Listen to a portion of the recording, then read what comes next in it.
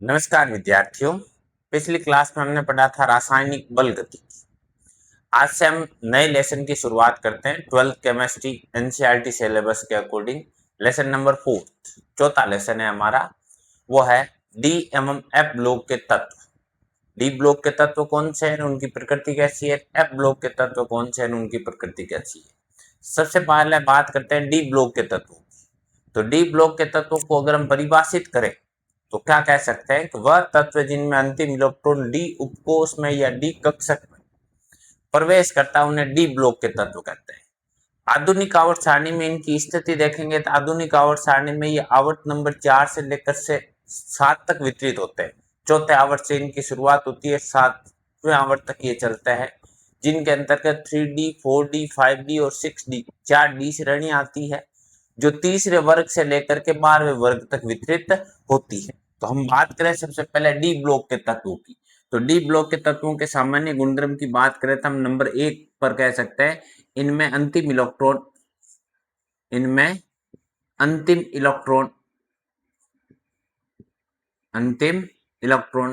D उपकोष या D कक्षक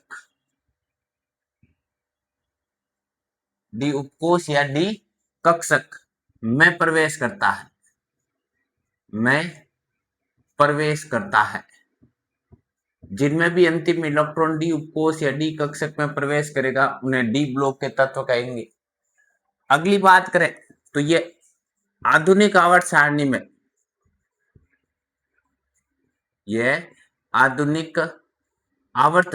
में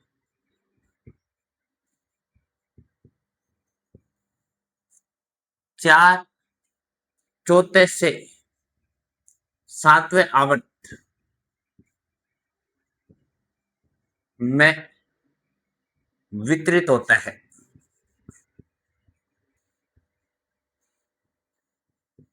चौथे से 7वें आवर्त में वितरित होता है। अगर अगली बात करें तो ये चौथे से 7वें आवर्त में वितरित होंगे और तीसरे वर्ग से, जिसमें ये इसमें आगे कंटिन्यू लिख दूं मैं, जिसमें ये तीसरे वर्ग से 12वें वर्ग में होता है या में वितरित होता है। आप ये कह सकते हो आवर्त की बात करोगे तीसरे से 7वें आवर्त तक होता है, परंतु उसमें अगर वर्ग की भी बात कर लो तो वर्ग 3 से 12 तक ये वितरित रहेंगे। इसके अंतर्गत 4D श्रेणी आती है। इसके अंतर्गत 4D श्रेणी आती है। डी ब्लॉक के अंतर्गत कितनी श्रेणी आती है? 4D श्रेणी आती है। पहले को आप पढ़ सकते हो, प्रथम संक्रमण श्रेणी है, प्रथम डी ब्लॉक की श्रेणी है, उसको पढ़ सकते हो 3D श्रेणी, जिसमें अंतिम इलेक्ट्रॉन 3D कक्षक में प्रवेश करता है, 3D श्रेणी। दूसरी पढ़ सकते हो 4D श्रेणी, जिसमें अंतिम इलेक्ट्रॉन चौथे कक्षक में 4D कक्षक में प्रवेश करेगा। अगली बात करें तो 5D श्रेणी, अंतिम इलेक्ट्रॉन है वो 5D कक्षक में प्रवेश करेगा। और नंबर 4 पर है 6D श्रेणी। पहली है 3D, फिर है 4D, फिर है 5D, फिर है 6D। 4D श्रेणी आती है। कौन कौन सी होती है? 3D से लेकर के 6D तक आवर्त नंबर 4, 5, 6 और 7 इस प्रकार से वितरित होती है। इन श्रेणियों को अगर पढ़ोगे, 3D श्रेणी है वो स्कैंडियम से लेकर के जिंक तक वितरित होती है। स्कैंडियम के परमाणु क्रमांक होते हैं 21 और जिंक के परमाणु क्रमांक होते हैं 30। प्रथम संक्रमण श्रेणी। दूसरी संक्रमण श्रेणी की बात करें तो ईटीएम से लेकर के कैडमियम तक, CD तक वितरित होती है। परमाणु क्रमांक 39 से लेकर के 48 तक वितरित होती है। फिर अगली बात करें तो अगली श्रेणी है वो लैंथेनम से स्टार्ट होती है। परमाणु क्रमांक 57 से स्टार्ट होती है, जो शुरुआत 57 से होती है और लास्ट मरकरी तक वितरित होती है। परमाणु क्रमांक 80 तक वितरित हो। अगली बात करें 6D श्रेणी की, तो एक्टिनियम से AC से शुरू होती है, परमाणु क्रमांक 89 से, और लास्ट कहां तक चलती है, लास्ट 112 अनबाइयम, जिसका सिंबल आपको CN लिखा हुआ भी मिल सकता है, परमाणु क्रमांक 112 तक वितरित हो। प्रत्येक श्रेणी में 10 तत्व है, इसमें भी 10 है, इसमें भी 10 है, इसमें भी 10 है, इसमें भी 10 है। एक श्रेणी में 10 तत्व है, 4 श्रेणी में कितने तत्व हो जाएंगे, 40 हो जाएंगे। तो आप ये कह सकते हो इसमें मींस डी ब्लॉक में इसमें कुल 40 धात्विक तत्व आते हैं। इसके अंतर्गत 40 तत्व आएंगे, 40 के 40 तत्व है वो कौन सी अवस्था में उपस्थित होते हैं, धात्विक प्रावस्था में उपस्थित होते हैं।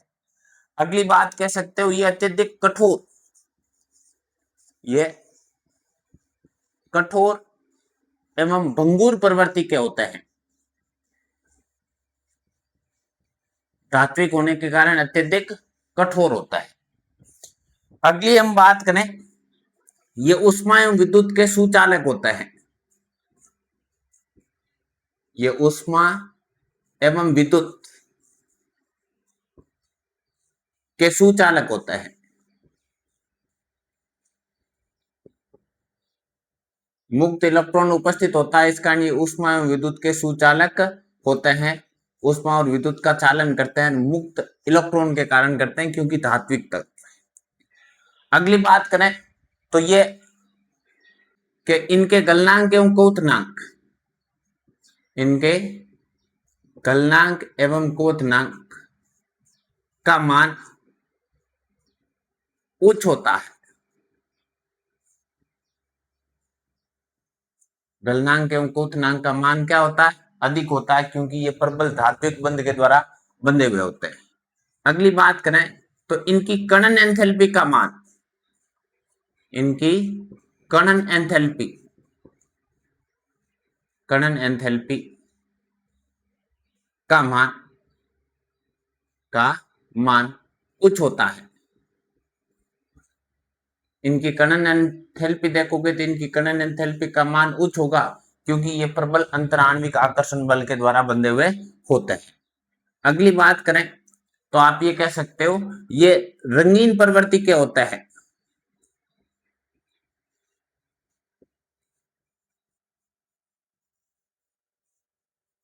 जिस तरंगदैर्ध्य के प्रकाश को अवशोषित करते हैं उसका पूरक रंग ये प्रदर्शित करेंगे। अगली बात करें तो हम ये कह सकते हैं कि ये उत्प्रेरकीय गुण प्रदर्शित करते हैं, ये उत्प्रेरकीय गुण दर्शाते हैं, क्योंकि इनके अंतर्गत 2 कक्षाएं भाग लेती है, इस कारण ये उत्प्रेरक के रूप में मुक्त रिक्त डी कक्षक होने के कारण ये उत्प्रेरकीय गुणधर्म भी प्रदर्शित करेंगे। अगली बात करें तो ये परिवर्तनशील ऑक्सीकरणांक दर्शाते हैं, ये परिवर्तनशील ऑक्सीडेशन नंबर ऑक्सीकरणांक दर्शाता है। ये एक से अधिक प्रकार के मींस परिवर्तनशील एक से अधिक ऑक्सीकरणांक प्रदर्शित करेंगे, क्योंकि इनमें आंतरिक डी कक्षक और बाह्य संयोजी एस कक्षक दोनों भाग लेते हैं, इस कारण ये परिवर्तनशील ऑक्सीकरणांक प्रदर्शित करते हैं। अगली बात करें तो इनकी परमाणु त्रिज्या लगभग एक समान प्रकार की होती है, और परमाणु त्रिज्या समान होने के कारण ये मिश्र धातु का निर्माण करते हैं। ये मिश्र धातु, 2 धातुओं के मिश्रण से बनी धातु को कहते हैं मिश्र धातु। ये मिश्र धातु का निर्माण करते हैं, और मिश्र धातु का निर्माण इसलिए करते हैं क्योंकि इनकी परमाणु त्रिज्या है वो अनियमित रूप से परिवर्तित होने के कारण लगभग एक समान प्रकार की रहती है, और परमाणु त्रिज्या समान होने के कारण ये मिश्र धातु का निर्माण करते हैं। ये निबिड़ संकुलन प्रदर्शित करता है, यह निबिड़ संकुलन क्लोज पैकिंग दर्शाता है, निबिड़ संकुलन प्रदर्शित करता है। जो ये निबिड़ संकुलन प्रदर्शित करेंगे तो इस निबिड़ संकुलन में ये मूलतः 3 प्रकार की संरचना बनाते हैं, BCC अंत केंद्रित, काय केंद्रित निबिड़ संकुलन प्रदर्शित करता है, HCP षटकोणीय निबिड़ संकुलन प्रदर्शित करता है, CCP घनीय निबिड़ संकुलन प्रदर्शित करता है, या फिर इसके अलावा एक और प्रदर्शित करते हैं जिनको संयुक्त रूप से 2-3 प्रकार की संरचनाएं प्रदर्शित करेंगे, उनको आप कह सकते हो एक्स काय। इस प्रकार की ये संरचना प्रदर्शित करते हैं। BCC को कह सकते हो घनीय निबिड़ संकुलन, काय केंद्रित निबिड़ संकुलन, षटकोणीय निबिड़ संकुलन और घनीय निबिड़ संकुलन। BCC काय केंद्रित निबिड़ संकुलन, HCP षटकोणीय निबिड़ संकुलन, CCP घनीय निबिड़ संकुलन, और जो धातु एक से अधिक प्रकार का संकुल यौगिक बना सकती है उसको आप कह सकते हो एक्स काय। तो ये निबिड़ संकुलन में इन सभी प्रकार की संरचना को प्रदर्शित करते हैं। अगली हम अगर बात करें तो आप ये कह सकते हो कि ये चुंबकीय गुणधर्म प्रदर्शित करता है। ये चुंबकीय गुण दर्शाता है। और चुंबकीय गुण क्यों दर्शाता है? क्योंकि इनके अंतर्गत एक मुक्त इलेक्ट्रॉन उपस्थित होगा, वो अक्षीय कक्षीय गति करेगा, जिसके कारण उनका चुंबकीय आघूर्ण उत्पन्न होता है। और उस चुंबकीय गुणधर्म के आधार पर ये अनुचुंबकीय, ये लोह चुंबकीय, प्रतिचुंबकीय तीनों प्रकार की गुणधर्म में प्रवृत्ति रखेंगे। चुंबकीय गुणधर्म आप ये कह सकते हो ये अनुचुंबकीय, अनुचुंबकीय, प्रतिचुंबकीय, प्रतिचुंबकीय और लौह चुंबकीय, लौह चुंबकीय तीनों प्रकार की प्रवृत्ति प्रदर्शित करेंगे। अनुचुंबकीय का मतलब चुंबकीय क्षेत्र में रखने पर उसकी ओर आकर्षित होंगे। प्रतिचुंबकीय जिसमें अयुग्मित इलेक्ट्रॉनों की संख्या 0 होगी तो चुंबकीय क्षेत्र से प्रतिकर्षित होंगे। लौह चुंबकीय जिनको चुंबकीय क्षेत्र में रख दोगे, एक बार चुंबक की ओर आकर्षित हो जाएंगे, फिर छोटे चुंबक के रूप में वो प्रदर्शित करते हैं या चुंबक की भांति यह कार्य करते हैं। तो एक बार हम दोबारा देखते हैं, फिर आगे की बात करते हैं। सबसे पहले बात करते हैं डी ब्लॉक के तत्व। ध्यान से सुनना, सारे गुणधर्म महत्वपूर्ण, इनकी डिटेल में व्याख्या आगे हम देखेंगे। सबसे पहले बात करते हैं डी ब्लॉक के तत्व की। तो किसे कहेंगे? जिसमें अंतिम इलेक्ट्रॉन डी उपकोष में या डी कक्षक में प्रवेश करता है, उन्हें डी ब्लॉक के तत्व कहते हैं। नंबर 2, ये आधुनिक आवर्त सारणी में कहाँ स्थित होता है? तो ये आधुनिक आवर्त सारणी में 4 से 7 नंबर आवर्त तक, और उस 4 से 7 नंबर आवर्त में तीसरे से 12वें वर्ग तक वितरित होता है। आवर्त नंबर संख्या तो रहेगी 4 से 7 और वर्ग संख्या रहेगी 3 से लेकर के 12 तक। इसके अंतर्गत कुल 4 डी श्रेणी आती है, 4 डी श्रेणी आती है। 4 डी श्रेणियां कौन सी होगी?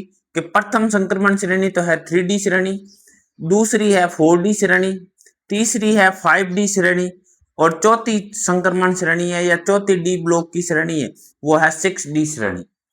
प्रत्येक के अंतर्गत 10-10 तत्व है, तो इसके अंतर्गत कुल 40, और जो भी तत्व होंगे 40 के 40 वो कैसे तत्व होंगे? धात्विक तत्व। प्रथम संक्रमण श्रेणी स्कैंडियम से जिंक तक है, द्वितीय संक्रमण श्रेणी ईटीएम से कैडमियम तक है, तृतीय संक्रमण श्रेणी लैंथेनम से मरकरी तक, लैंथेनम से पारा तक, मरकरी तक है, HG तक है। पांचवी जो चौथी संक्रमण श्रेणी है नंबर 6D श्रेणी है, उसको आप कह सकते हो एक्टिनियम से लेकर के अनबाइनियम तक है। लैंथेनम और एक्टिनियम के बाद हमने स्टार बनाया क्योंकि इसके बाद लैंथेनाइट श्रेणी आएगी, इसके बाद एक्टिनाइट श्रेणी आएगी, जिसके 14 तत्व 4F एवं 5F में क्रमागत आएंगे। ये है वो कठोर होते हैं क्योंकि धात्विक प्रवृत्ति क्या होता है, इनमें एक अपवाद है कठोर में। ये एक मरकरी ऐसा तत्व है जो कमरे के तापमान पर द्रव प्रावस्था में पाया जाता है, बाकी सब कठोर है। तो ये कठोर भंगुर प्रवृत्ति के होते हैं, उसमें आप कह सकते हो अपवाद है एक। कौन सा अपवाद है? मरकरी। ये मरकरी एकमात्र तत्व है जो कमरे के तापमान पर कौन सी अवस्था में देखने को मिलेगा? द्रव प्रावस्था में देखने को मिलेगा। अगली बात करें, ये धात्विक प्रवृत्ति के होंगे तो मुक्त इलेक्ट्रॉन होगा। मुक्त इलेक्ट्रॉन होने के कारण ये ऊष्मा और विद्युत के सदैव क्या होता है? सुचालक होता है। इनके गलनांक एवं क्वोथनांक का मान उच्च होता है, और आप ये कह सकते हो कि इनके गलनांक और क्वोथनांक है वो अयुग्मित इलेक्ट्रॉनों की संख्या बढ़ने पर बढ़ेगी। इनकी कणन एंथैल्पी का मान उच्च होता है। कणन एंथैल्पी भी अयुग्मित इलेक्ट्रॉनों की संख्या बढ़ेगी तो बढ़ेगी, और युग्मन होगा इलेक्ट्रॉनों का तो कम होगी। आप ये कह सकते हो इनकी कणन एंथैल्पी है वो सबसे कम होती है 3D की, 3D से ज्यादा होती है 4D की, 4D से ज्यादा होती है 5D की, 5D से ज्यादा होती है 6D की। कणन एंथैल्पी का मान है वो धात्विक गुणधर्म बढ़ने के साथ क्या होगा, बढ़ेगा। ये रंगीन प्रवृत्ति प्रदर्शित करता है, मुक्त इलेक्ट्रॉन होगा दस्य प्रकाश के विकिरणों का अवशोषण करेगा, डी संक्रमण होगा उस कारण ये रंग प्रदर्शित करेंगे। रंगीन प्रवृत्ति प्रदर्शित करते हैं, क्यों करते हैं, तो उसका कारण है डी संक्रमण। एक डी उपकोष से दूसरे डी उपकोष में जाते समय ये जिस तरंगदैर्ध्य के प्रकाश का अवशोषण करेंगे उसके कारण ये रंग प्रदर्शित करते हैं। उत्प्रेरक के गुण प्रदर्शित करते हैं, इसलिए प्रदर्शित करते हैं क्योंकि इनमें रिक्त डी कक्षक उपस्थित होता है।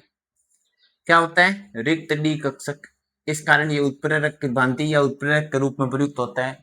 परिवर्तनशील ऑक्सीकरणांक दर्शाते हैं क्योंकि इसमें दो तरह की कक्षाएं भाग लेती है, आंतरिक एवं संयोजी दोनों। मिश्र धातु का निर्माण करते हैं क्योंकि इनकी परमाणु त्रिज्या लगभग एक समान प्रकार की होती है। ये निबिड़ संकुलन क्लोज पैकिंग बनाते हैं, धात्विक संरचना को प्रदर्शित करते हैं, इस कारण ये BCC, HCP और CCP प्रकार की संरचना बनाते हैं। काय केंद्रित निबिड़ संकुलन, षटकोणीय निबिड़ संकुलन, घनीय निबिड़ संकुलन और एक से अधिक संकुलन प्रदर्शित करेगा तो उसको आप कहोगे एक्स काय।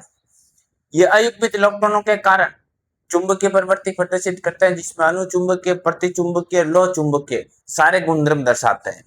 और ये निबिड़ संकुलन प्रदर्शित करते हैं, निबिड़ संकुलन होगा जिसमें अंतरकाशी स्थान होगा जहां अधात्विक परमाणु आ जाएंगे तो ये एक अंतरकाशी यौगिक का निर्माण करेंगे।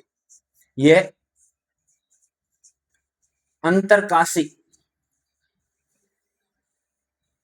यौगिकों का निर्माण करता है। अंतरकाशी यौगिक का मतलब है कि ये निबिड़ संकुलन प्रदर्शित करेंगे जिनके अंतर्गत अंतरकाशी स्थान होगा, खाली जगह होगी, उस खाली जगह में अधात्विक परमाणु आकर के फंस जाएंगे तो धात्विक बंध के साथ आयनिक बंध भी बन जाएगा जो उष्मा विद्युत के सुचालक अधिक होगा, कठोर अधिक होगा, गलनांक और क्वथनांक अधिक होगा, ऐसे यौगिक को कहा जाएगा अंतरकाशी यौगिक। तो ये निबिड़ संकुलन प्रदर्शित करने के कारण कौन से यौगिक का निर्माण करते हैं, अंतरकाशी यौगिक का निर्माण करते हैं। ये तो हुए सामान्य गुणधर्म। अब इससे आगे हम देख रहे हैं डी ब्लॉक के तत्वों के सामान्य गुणधर्म।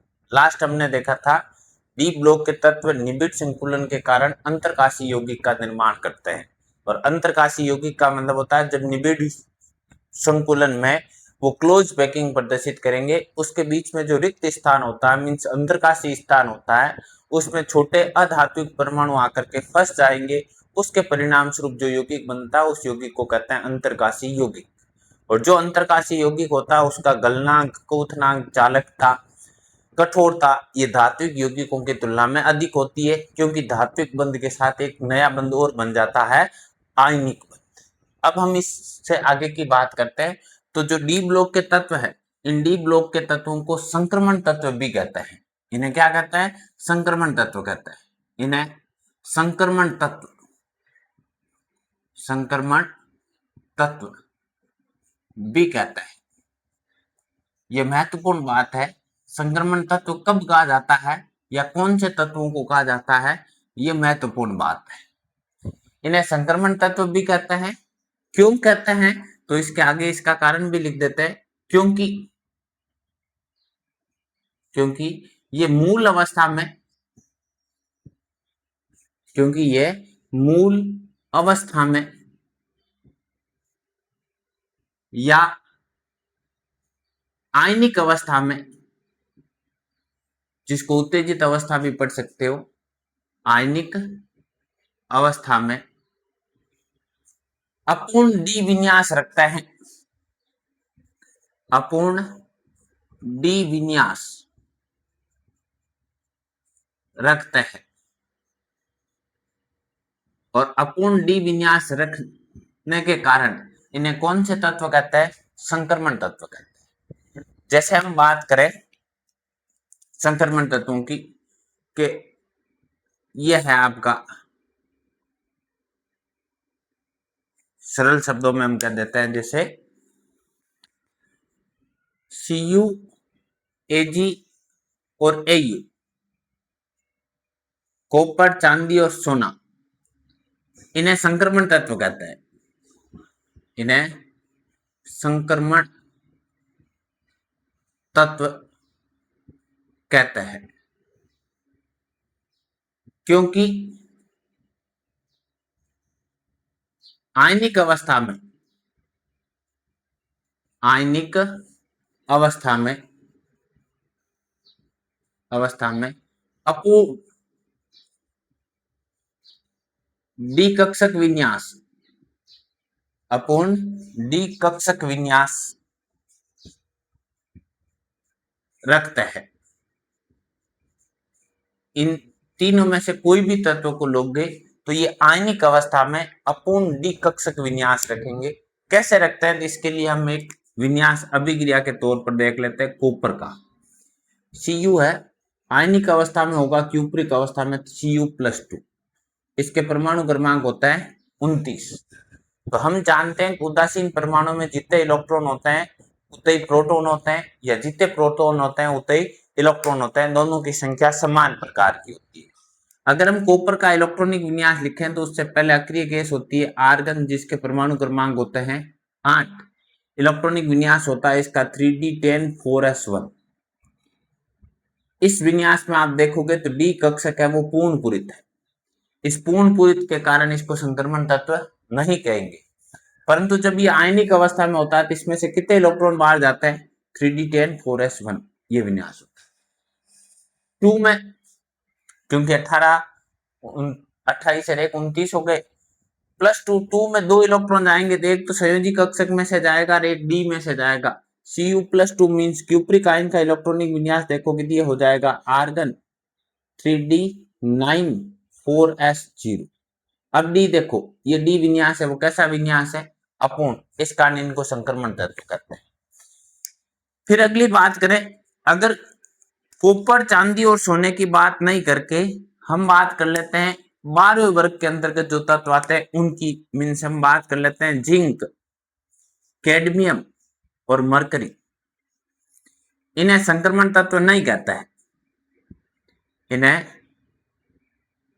संक्रमण तत्व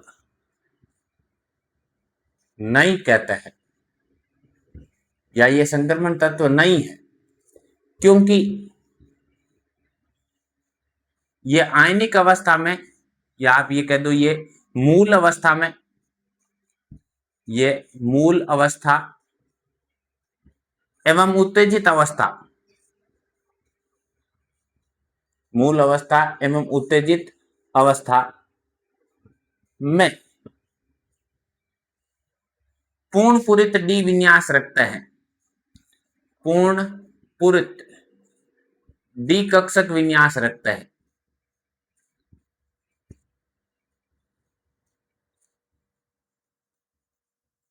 और जो भी तत्व डी ब्लॉक का तत्व है पूर्ण पूरित डी विन्यास रखेगा उनको संक्रमण तत्व नहीं कहेंगे। संक्रमण तत्व कब कहा जाता है, या तो मूल अवस्था में या आयनिक अवस्था में अपूर्ण डी विन्यास रखता है। कैसा विन्यास रखता है, अपूर्ण डी विन्यास, ये होना जरूरी है, या तो मूल अवस्था में या फिर उत्तेजित अवस्था में। अब इन तीनों में से हम किसी एक तत्व को ले लेते हैं, जैसे आपने ले लिया जिंक, कोई और भी ले सकते हो। जिंक से बन गया Zn+2 आयन, जिंक आयन, इसके परमाणु क्रमांक है 30। कॉपर के थे 29 और इसका है 30। इलेक्ट्रॉनिक विन्यास लिखोगे तो ऐसा होगा, आर्गन परमाणु क्रमांक 18, 3d10 4s2, 18 2 28, 18 2 20 10 28, 18 2 20 10 30, टोटल 30 है ना, 30 हो गए, 18 10 28 और 2 30। +2 2 इलेक्ट्रॉन गए, संयोजी कोष में से 2 इलेक्ट्रॉन चले जाएंगे, विन्यास बन जाएगा ये आर्गन 3d10 4s0। यहां पर भी डी कक्षक का विन्यास देखो, यहां पर भी आपको डी कक्षक का विन्यास देखो, दोनों में डी कक्षक है वो क्या है, पूर्ण पूरित है, पूर्ण पूरित डी कक्षक है। और जहां पर पूर्ण पूरित डी कक्षक होता है उन्हें संक्रमण तत्व नहीं कहा जाता है, जहां अपूर्ण डी कक्षक होगा उन्हें संक्रमण तत्व कहा जाता है। तो ये महत्वपूर्ण प्रश्न है, ऐसा पूछा जाता है 2-3 अलग अलग प्रकार से प्रश्न। पहला प्रश्न पूछा जाता है संक्रमण तत्व किसे कहते हैं, या डी ब्लॉक के तत्वों को संक्रमण तत्व कहते हैं क्यों? तो डी ब्लॉक के तत्वों को संक्रमण तत्व कहते हैं क्योंकि ये मूल अवस्था में या उत्तेजित अवस्था में, कुछ तत्व ऐसे भी है जो मूल अवस्था में भी अपूर्ण डी विन्यास रखते हैं। अगर हम उनकी बात कर ले तो आपने ये यहाँ पर ले लिया मूल अवस्था में के लिए आपने ले लिया मैग्नीज Mn, जिसके परमाणु क्रमांक कितने हैं 25। अगर आप इसका इलेक्ट्रॉनिक विन्यास देखोगे तो इसका इलेक्ट्रॉनिक विन्यास क्या होगा, आर्गन 18 3d5 4s2, 18 2 20 5 25। ये आर्गन के अकॉर्डिंग आपने मैग्नीज का इलेक्ट्रॉनिक विन्यास लिख दिया। डी में कितने इलेक्ट्रॉन है 5। डी पूर्ण पूरित कब होता है, जब 10 होता है। ये डी अपूर्ण विन्यास हो गया। तो जो मूल अवस्था में या फिर उत्तेजित अवस्था में अपूर्ण डी विन्यास रखेगा उनको तो संक्रमण तत्व कहा जाएगा, और जो मूल अवस्था में और उत्तेजित अवस्था में दोनों में पूर्ण पूरित विन्यास रखेगा उन्हें संक्रमण तत्व नहीं कहा जाता। तो अब हम बात करते हैं कैसे प्रश्न पूछे जाते हैं। पहला प्रश्न आता है डी ब्लॉक के तत्वों को संक्रमण तत्व कहते हैं क्यों? क्योंकि ये मूल अवस्था में उत्तेजित अवस्था में अपूर्ण डी विन्यास रखते हैं, इस कारण इन्हें संक्रमण तत्व कहा जाता है। दूसरा प्रश्न ऐसा आता है कौन से तत्वों को संक्रमण तत्व नहीं कहते हैं? डी ब्लॉक के तत्वों को संक्रमण तत्व नहीं कहते हैं। तो वह डी ब्लॉक के तत्व जो मूल अवस्था और उत्तेजित अवस्था दोनों कंडीशन में पूर्ण पूरित डी विन्यास रखते हैं उन्हें संक्रमण तत्व नहीं कहते। और वो कौन से तत्व है? तो आप ये कह सकते हो 12वें वर्ग के जो तत्व आते हैं, चौथे तत्व की भी बात कर सकते हो, अनअनबाह्यम की, नहीं तो 3 मूलतः पूछे जाते हैं 3D 4D और 5D श्रेणी के जो तत्व है, जिंक कैडमियम और मरकरी डी ब्लॉक के तत्व है, परंतु ये संक्रमण तत्व नहीं है क्योंकि ये मूल अवस्था और उत्तेजित अवस्था दोनों में ही पूर्ण पूरित डी विन्यास रखते हैं। तो ये बात तो हुई डी ब्लॉक के तत्वों में संक्रमण तत्वों की। तो आज की क्लास में हमने देखा डी ब्लॉक के तत्वों के सामान्य गुणधर्म। पहले कुछ गुणधर्म देखे, यहाँ पर बात की हमने संक्रमण तत्व की, किसे कहते हैं किसे नहीं कहते हैं, कौन सा है कौन सा नहीं, किस कंडीशन में होता है वो।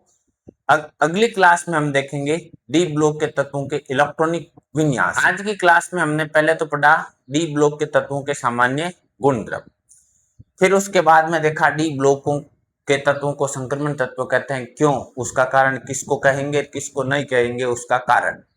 अगर आपको ये क्लास ठीक लगी, समझ में आया, तो हमारे चैनल को लाइक करें, शेयर करें एवं सब्सक्राइब करें। हम इसी प्रकार से डी एवं एफ ब्लॉक के जो आगे के पार्ट है उन सब के वीडियो आप तक उपलब्ध करवाएंगे। धन्यवाद।